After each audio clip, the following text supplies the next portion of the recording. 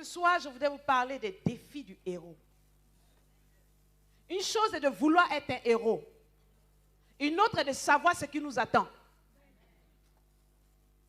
Quand on parle de héros, c'est qu'il y a situation où une personne a supplanté les aptitudes d'un homme. Si vous faites ce qu'un autre homme peut faire, vous êtes un soldat. Si vous dépassez un peu, vous êtes un guerrier. Mais lorsqu'on dit que ce point, aucun humain ne peut l'atteindre, et que vous l'atteignez, alors vous êtes un héros. Et je crois que dans les derniers temps où nous sommes, Dieu a la recherche de héros. Pendant longtemps, il y a eu des guerriers. Mais les guerriers sont morts sur le champ de bataille. Il n'y a pas d'héros morts avant la victoire. Vous êtes d'accord avec moi? C'est parce qu'il y a eu une victoire à laquelle on ne s'attendait pas. C'est parce qu'il y a eu dépassement des limites de l'homme. En ce moment, on dit telle personne est un héros. Et nous allons prendre nos Bibles ce soir dans le livre de Zacharie. Ne vous inquiétez pas, ce n'est pas les montagnes qui vont se déplacer. Zacharie chapitre 2, du verset 1 au verset 4. Est-ce que quelqu'un peut nous lire rapidement?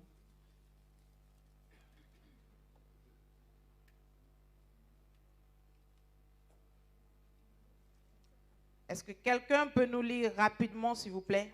Dans une autre vision. Amen.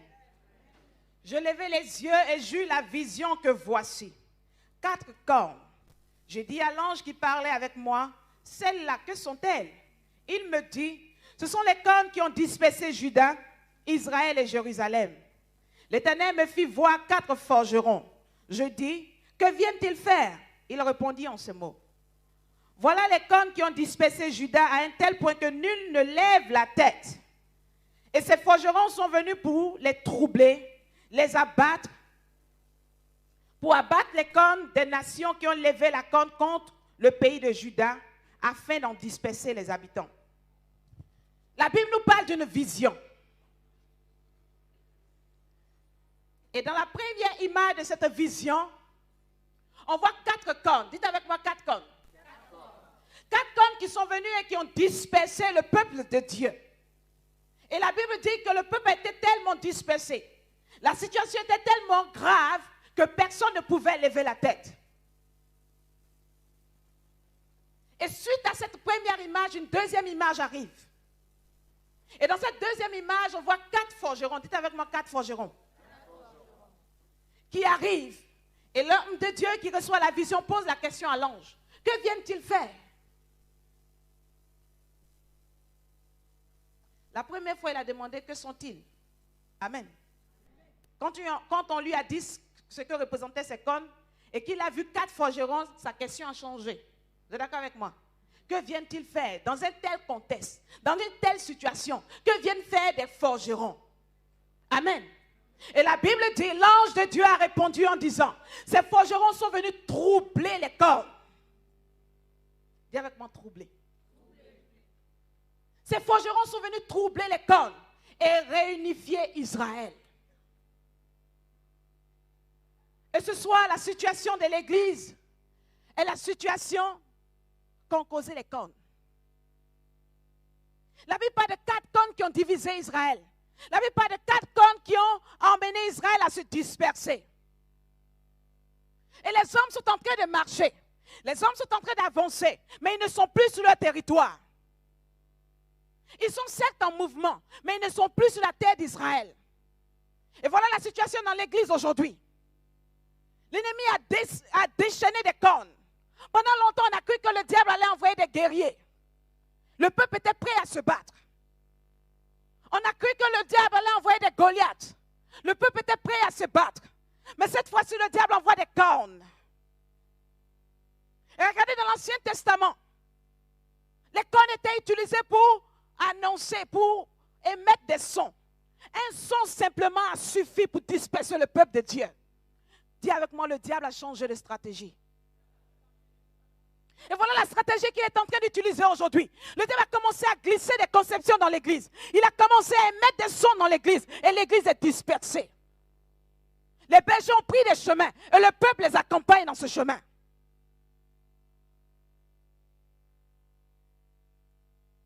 Aujourd'hui dans l'église, la fornication n'est plus un péché. Parce que j'ai dit à telle soeur que je veux te marier. Parce que le frère a décidé qu'elle soit sa fiancée, il peut s'attoucher. Il connaît même la taille de ses dessous. Disons-nous la vérité. Est-ce qu'on est d'accord? Il n'y a plus de rigueur dans la maison de Dieu. Et le monde est en train de se moquer de nous. Le diable est en train de se rire parce qu'il voit l'armée de Dieu se disperser. Mais je crois qu'il y a encore un espoir. Il émet des cornes. Il émet un son. En disant que dans la vie chrétienne, tu ne pourras jamais t'en sortir. Voilà les combinaisons que tout le monde a eu à faire. Fais ces mêmes combinaisons.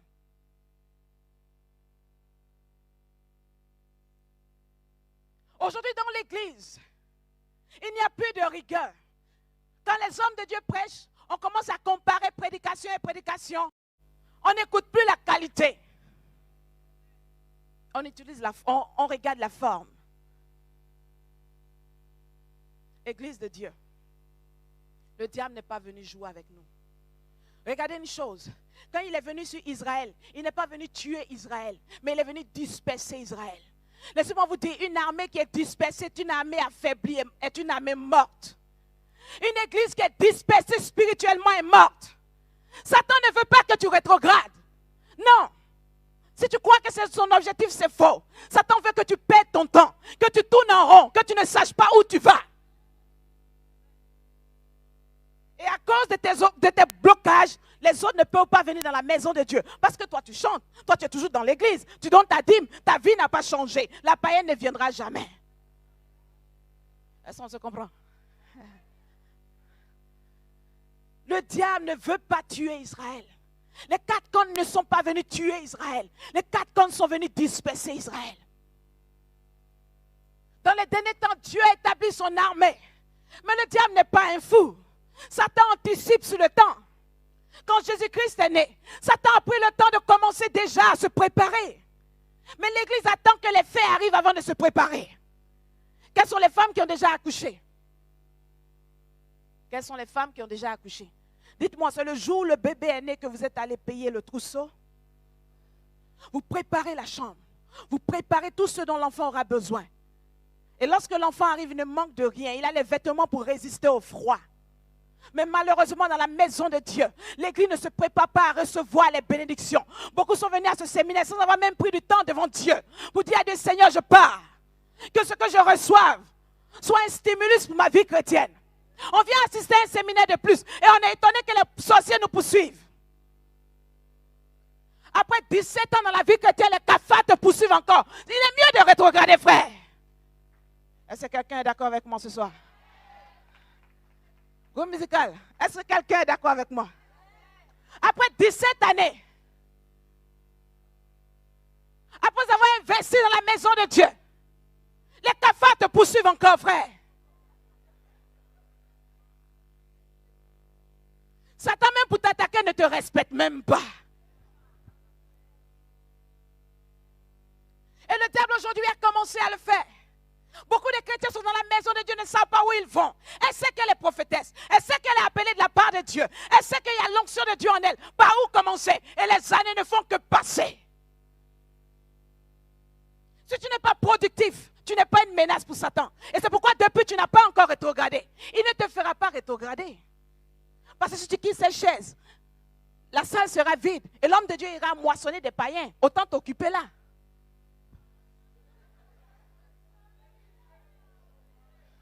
Est-ce que quelqu'un me comprend ce soir? Mes amis, un arbre qui n'est pas rentable ne mérite pas de vivre. C'est la loi du ciel. Regardez le figuier maudit. Quand Jésus-Christ est passé à côté du figuier, la Bible dit que ce n'était pas la saison des figues. Mais pendant cette période, il y avait certaines filles certains figuiers plutôt qui avaient le privilège de pouvoir donner les premiers fruits de l'avant-saison. Et puisque ce figuier avait eu beaucoup de feuilles, Christ s'est dit, il a sûrement du fruit. Parce qu'il ne peut pas prendre tout le potentiel, il ne peut pas prendre toute la sève pour ne produire que des feuilles. Mais à la grande surprise du Seigneur, le figuier avait d'autres problèmes que de produire des figues. Et la Bible dit, qu'est-ce qui s'est passé? Christ a dit que personne ne mange de ton fruit. C'est tout ce qu'il a dit. Que plus jamais, personne ne mange de ton fruit. Qu'est-ce qui s'est passé? Il a séché. Ça, c'est le grand français. Mais laissez-moi vous expliquer ce qui s'est passé. Quand le Seigneur a dit, personne ne mangera de tes fruits, la terre dit, qu'est-ce qu'on a dit? Que personne ne mange de ses fruits. En d'autres termes, nous allons donner de l'eau à quelqu'un qui ne va pas produire de fruits. Alors la terre a changé les directions de l'eau. Les racines du figuier ont demandé de l'eau. La terre a refusé de donner. Parce que la nature ne donne pas ce qui n'est pas productif. Et la Bible dit le figuier fut maudit. C'est une malédiction de ne pas être productif dans la maison de Dieu. Et quand on parle de productif, les gens croient que c'est avoir des enfants spirituels. Non. Être productif, c'est avoir une identité affermie. Et de dégager une atmosphère autour de toi. Quand les gens te regardent, ils peuvent te prendre pour une personne timide. Mais quand tu ouvres la bouche, ils disent, qu'est-ce qu'il y a dans cette personne? Voilà un homme productif.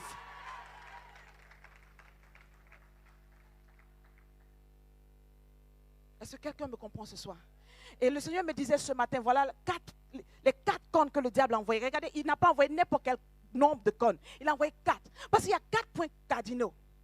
Il a attaqué du nord. Il a attaqué du sud. Il a attaqué de l'est. Il a attaqué de l'ouest. Satan sait que lorsque l'église est oppressée, elle faiblit. Les plus grands moments où tu as eu des difficultés, où tu as eu l'impression qu'il fallait abandonner, laisse-moi te dire, quand Satan t'attaque de toutes parts, c'est qu'il voit en toi une menace. Ce n'est pas le temps d'abandonner. Ce n'est pas le temps de courir. Tu iras sur des chemins qui n'appartiennent pas à Dieu.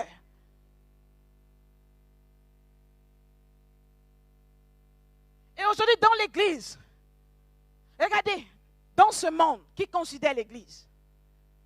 Parce que les plus grands scandales viennent de l'église. Les plus grands païens sont à l'église. Si tu veux voir la méchanceté au plus grand niveau, viens dans l'église. Le païen, au moins, sait qu'il est païen. Mais le chrétien arrive à jongler les deux. C'est un être dangereux.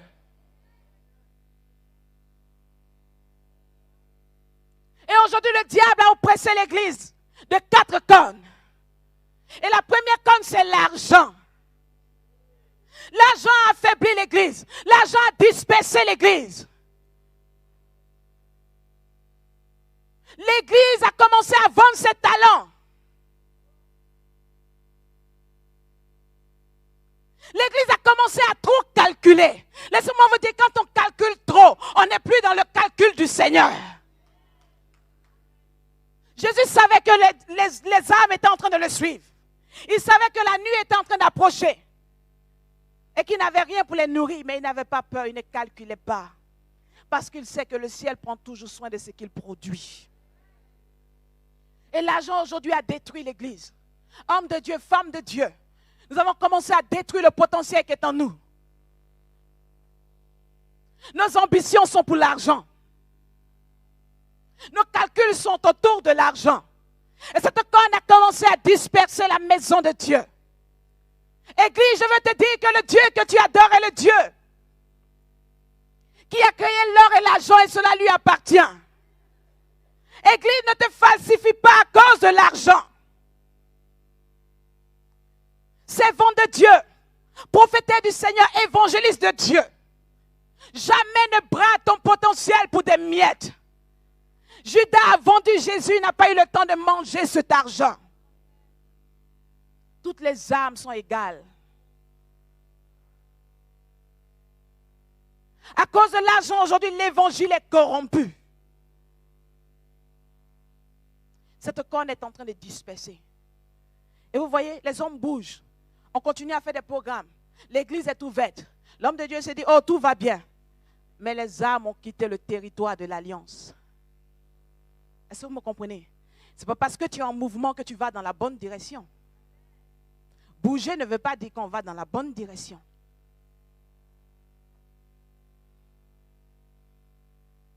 Église de Dieu. Le diable, de manière subtile, a commencé à nous détruire. De manière subtile, le diable a commencé à nous détruire. Des hommes de Dieu même ne vont pas à des programmes prêcher parce que ce qu'on leur propose comme offrande ne suffit pas. Vous allez voir deux hommes de Dieu qui étaient des grands amis qui ne se parlent pas. Mes amis, ne cherchez pas loin. Une corne les a atteints. La première corne, c'est l'argent. La deuxième cause, c'est les femmes. La femme a détruit la maison de Dieu. On a commencé à adapter la prédication de Dieu à nos désirs. Je le disais tout à l'heure, la fornication n'est plus un péché dans la maison de Dieu. Avoir des attouchements avant le mariage n'a plus d'atteinte dans l'esprit des gens. Comme on va se marier, donc ça va. Et regardez, la plupart des couples chrétiens sont très fragiles. Je l'ai expliqué dans une de mes audios. En vente ici. Parce qu'ils savent comment ils ont géré les fiançailles. Elle n'a plus confiance en son client, il n'a plus confiance en elle. Ce que les sœurs ne savent pas, je vais parler à toutes mes jeunes sœurs ce soir. Le mariage n'est pas une finalité. Les femmes mariées ont des défis. Te marier ne dit pas que tu auras un enfant. Avoir l'enfant ne dit pas qu'il ne sera pas brigand. Il y a un long parcours devant toi. Si tu brades toutes tes cartouches à cause de ce seul objectif, ton foyer, tu es malheureuse. Est-ce que quelqu'un me comprend ce soir? La femme a détruit la maison de Dieu. Je ne peux pas comprendre. Je ne peux pas comprendre qu'une fille de Dieu, à qui Dieu a dit sa marque est sur sa vie, un homme de Dieu vient et il veut t'épouser.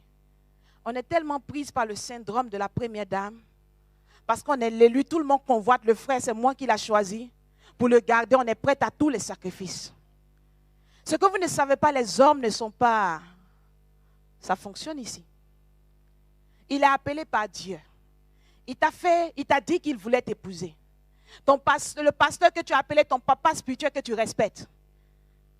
À cause de ce frère, tu étais capable de mentir pour la première fois à ton papa spirituel.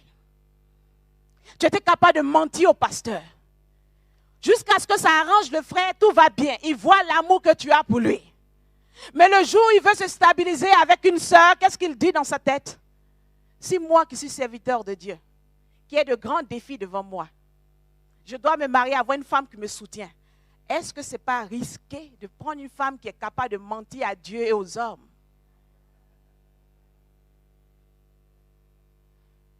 Et son attitude change. Et tu es choqué. Tu as bradé sur l'autel de tes sentiments l'estime de ta personne.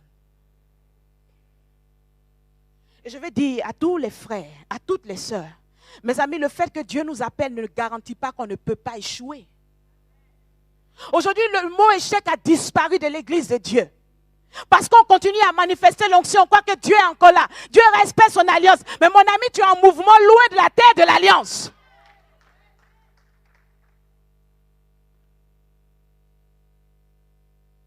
Beaucoup ont échoué dans le ministère.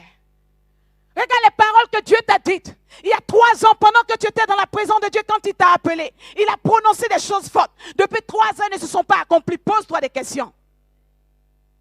Ce n'est pas parce que tu imposes la main aux malades qui sont guéris que Dieu est encore dans ton camp.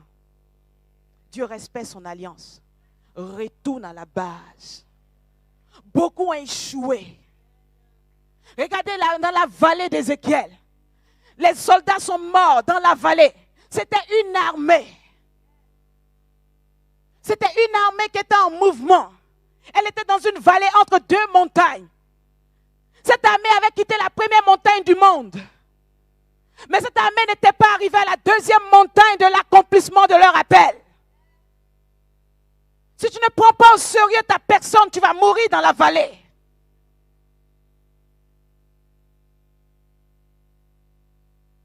Église de Dieu, il est temps que la corne de la femme cesse de t'affaiblir. Vous allez vous entretenir avec des sœurs, elles ont un CV d'au moins 17 fiançailles ratées. Vous allez attraper un appelé de Dieu, il a au moins un CV de 18 sœurs qu'il a aimées, il était convaincu, mais Dieu ne lui a pas parlé. Et l'église est remplie de gens blessés, de sœurs frustrées. C'est quel héroïsme nous allons faire? Pour aller affronter qui? Tu cours même dans une direction où tu ne sais pas où tu vas.